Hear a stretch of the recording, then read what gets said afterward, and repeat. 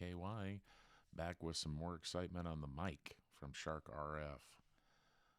So let's pull up a browser here because I did promise that we would do the menuing system.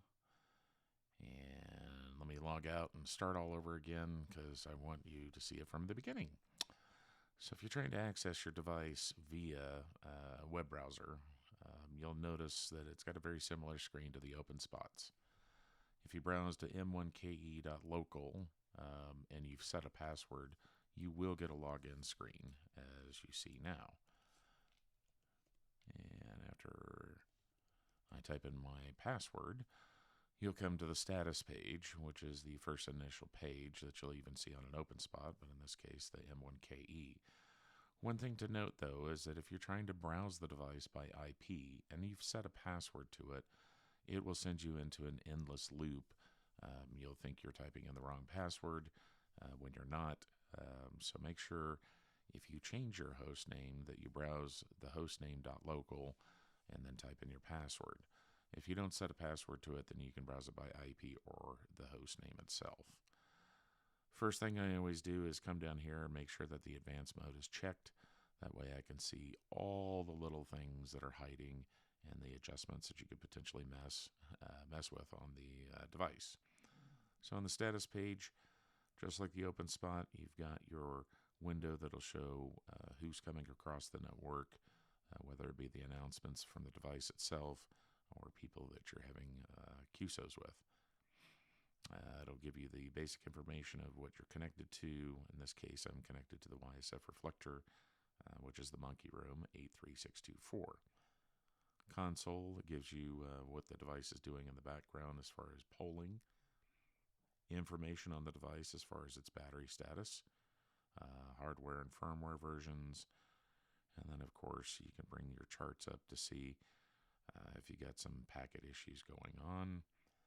Quick setup is very impressive. There's a lot of different things you can do and all the networks that you can connect with. What a fantastic layout. So whether it's DMR, Freestar, an XLX reflector, or in my case, the YSF reflector, you just click on these buttons and away you go. So if I wanted to go to YSF reflector, I just choose it from the list and keep following the prompts, and then it connects me immediately. It's a lot quicker than trying to do it on the device, but hey, we're trying to eliminate hardware here, so we need to learn how to do that with just the device itself. And that menu's in there, and it looks very similar, just not as big. Owner information, changing it to light or dark mode. For those that really enjoy dark mode, just simply clicking that and it turns it into dark mode. I prefer light because my eyes see it a lot better. Under connectors, it'll show you what your active connector is. Just like the open spot, you can go in and change all of those. And again, browsing to the different servers, which you can also see on the device. The settings of the mic itself gives you audio adjustments, noise reduction. You can change the pitch, equalization. Settings very similar to the open spot where you can change your profiles, set up your profiles, copy them to each other, certain things to each profile. Turn your voice announcements off so that if you don't want to hear it saying mic 1 ready or connecting to YSF reflector, you can turn all of that off if you're trying to go incognito and use your mic late at night and not disturb anybody. I found this pretty cool with the fill-in with the GeoIP, so if you don't know your QTH location settings, hit that button and it fills it all in. And then, of course, your DMR, D-Star, C4FM.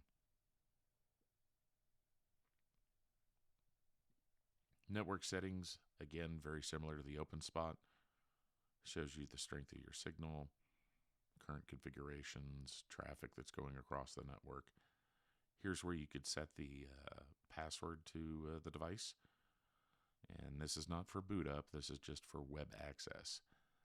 And I did notice that when you're using a browser in guest mode, it will not show the password. Scanning for wireless access points, setting up multiple wireless settings, just like the OpenSpot. Very handy so that when you're hopping from one network to another, you don't have to go in and manually connect things.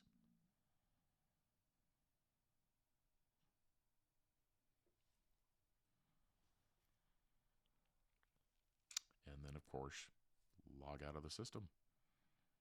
So pretty straightforward. Sorry it took so long to get this video to you. Hope you enjoy it. I'm really trying to get some more videos out to the public. I've actually found that some of my 3D printing models are gaining popularity. But that's all I got for this one. N7MKY. Thanks for watching.